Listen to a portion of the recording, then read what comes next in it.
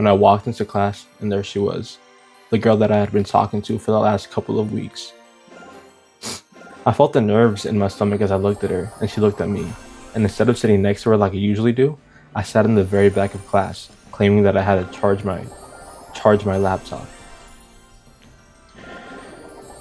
Fast forward around 30 minutes into class, she picks up her belongings and she sits right next to me, and she asks for my phone number.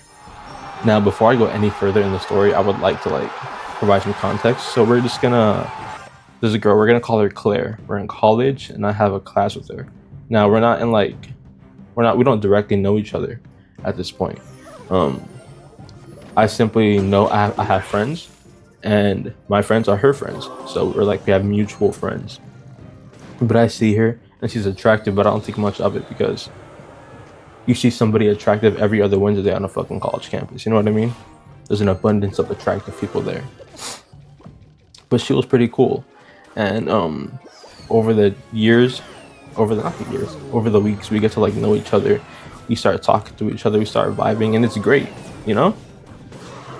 And then eventually, we started hanging out individually. You know what I mean? Like, I'm talking to her, she's talking to me, and then things are getting vibey. You know, she's attractive. Usually, whenever I find somebody attractive, they don't find me attractive back, and I didn't figure that out until we started texting, right? So initially I had her Instagram on something it was like a friendly thing, you know what I mean? Looks like a friendly gesture. If you're friends, you exchange Instagrams and stuff.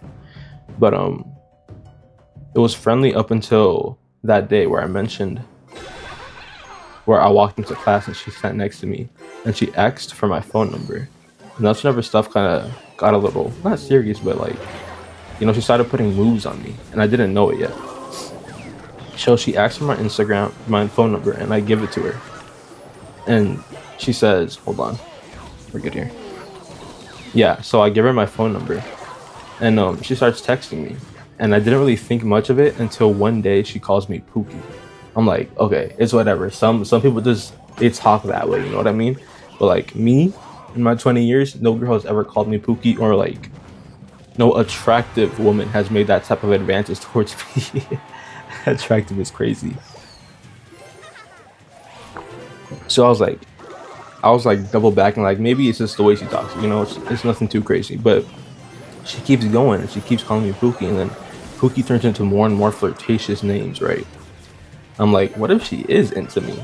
And then it's all confirmed because one day she calls me next time I want to study with you, King. I'm like, what the fuck do you mean, King? No one ever says King as a joke, you know what I mean? When's the last time you've had a homegirl call you King? No one, never, bro. Never.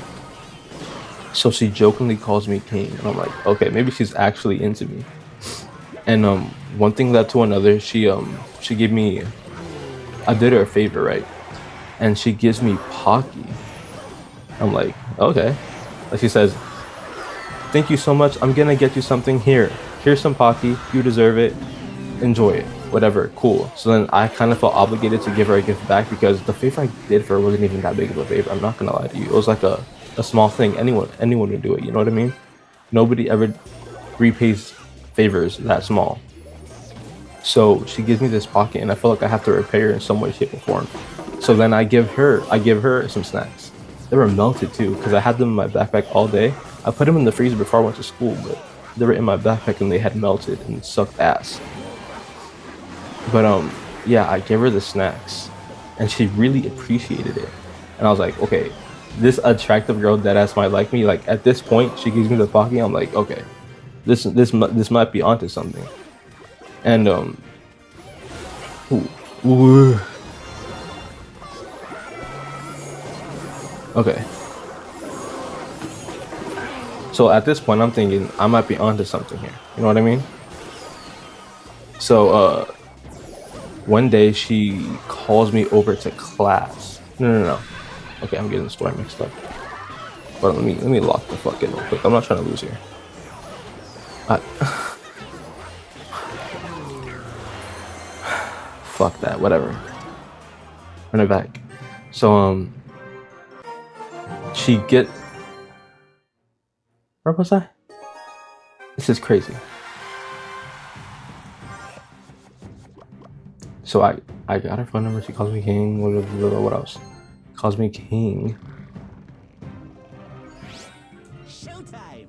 So one thing led to another, and she musters up the courage. I'm seeing all these signs of her like flirtatious advances getting more and more like noticeable and aggressive. So it gets to a point where one day, right before class, right before a test actually, she comes up to me and says, "Hey." Just sharpening my knife. And once she said that, my heart high key low key dropped because I know what it was about to be. And at this point, mind you, she had been like not following me to class, but she had been accompanying me to like my classes. She walked me to my classes. Like she just hung out with me just for hanging out with me. So I know damn well where this is going. And I was happy until she said that because I knew exactly what she was about to do. She was about to confess her feelings for me. And like she's pretty. I should be excited, but for whatever reason, my stomach dropped. I'm like, why? It's because if she asks me out and then I say yes, what next? I'm 20 years old. I don't have a single. I got money, but like I don't have a job. I don't have money to sustain a girlfriend. You know what I mean? I can't take her out on a date every Saturday night. I can't provide for her like most people in college would for their significant others. That's primarily a big reason why I don't really like try to get a girlfriend because I can't afford one, quite frankly. And yeah, so I start ghosting her. I remember I had 30 minutes. I had finished that exam with 30 minutes to spare. And instead of getting up and waiting for her outside of the classroom, I simply just sat there and waited for the timer to leave so she could walk out the classroom and I could just like sneak away, essentially. I was being a bitch. That's the bitchiest thing I've done in my 20 years of existence. This guy just fucked me. Yeah, there's nothing I can do about that. We're gonna let that. Okay, we're good. Tower trade.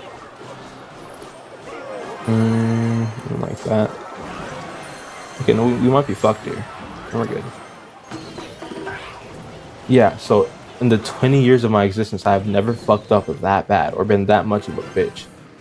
But just to like use clear language, that I was a bitch. Like not being able to man up and tell her how I feel and tell her the situation I'm in. That's exactly what a bitch would do. You know, not to be like overly masculine and shit. But it's just a fact. I have a hard time talking to women apparently. What a nasty push. Oh my goodness. So yeah, I have a hard time talking to her. And so then I started ghosting her and every time she talks to me, I'm more and more cold. And eventually she just stops talking to me, you know what I mean? She eventually stops. And the worst part is, once she stopped giving me the attention that I had been receiving from her, I hit her up. I had tried to get into contact with her. I tried to not even make amends or anything. I just wanted the attention back. And that's really fucked up. I don't know why I did that. And till this day, I think about how I fumbled up so bad. It's like once she wanted me is whenever I lost interest. And that is just absolutely crazy to me. How someone seemed so attractive, and then as soon as they found me attractive, it was up. It was like, nah, I gotta get out of here. You know what I mean? And that's a story of how I let V1 get away. I think about it every fucking time. Yeah.